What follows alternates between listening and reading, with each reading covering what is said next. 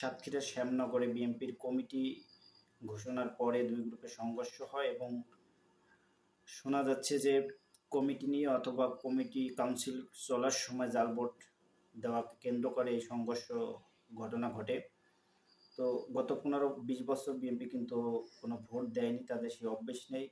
কিন্তু এই জাল ভোটের ঘটনা যদি ঘটে থাকে তাহলে এই বিএনপির ওই যে জাল ভোট দিয়েছে সে অবশ্যই এই বিএনপি দলের সাথে জড়িত কিনা এটি আমার সন্দেহ। কারণ গত 15 বছরে আমরা দেখেছি আওয়ামী লীগের যারা রয়েছেন সবাই 50, 100, 200 ভোট দেওয়া দ্বারা অভ্যস্ত। সে অনুপ্রবেশকারী কিনা এটি কিন্তু বিএনপিকে যাচাই বাছাই করতে হবে। এবং নিজেরা যেভাবে মারামারিতে জড়াচ্ছে কমিটি নিয়ে, বিএনপির হাইকমান্ড থেকে যদি এখনই তাদের বিরুদ্ধে কোনো বড় ধরনের অ্যাকশন বা বড় ধরনের কোনো শাস্তিমূলক ব্যবস্থা না করে তাহলে পরবর্তী অবস্থা মানুষের ভাবমূর্তি, দলের ভাবমূর্তি এই সমস্ত নেতাকর্মীদের জন্য নষ্ট হচ্ছে।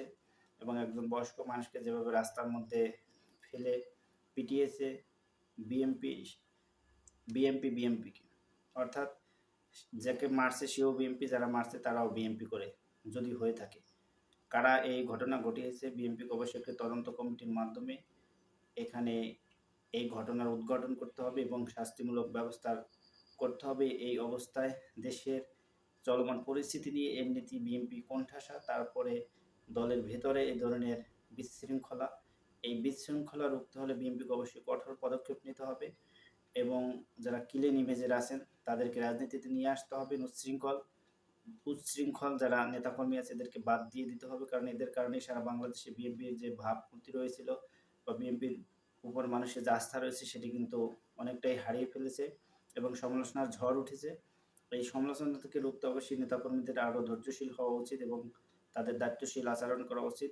দায়িত্বশীল জায়গা থেকে তাদেরকে আচরণ করে মানুষের সাথে মিশে এবং মানুষকে সামনে যেহেতু একটি নির্বাচন, এই নির্বাচন কীভাবে সামনে এগিয়ে নেওয়া যায় সেই চিন্তা না করে তারা যে নিজেরা দ্বন্দ্বে জড়াচ্ছে এবং নিজেরা নিজেদের নেতাকর্মীদের উপর হামলা চালাচ্ছে এবং আহত করছেন, এটি আসলে মর্মান্তিক।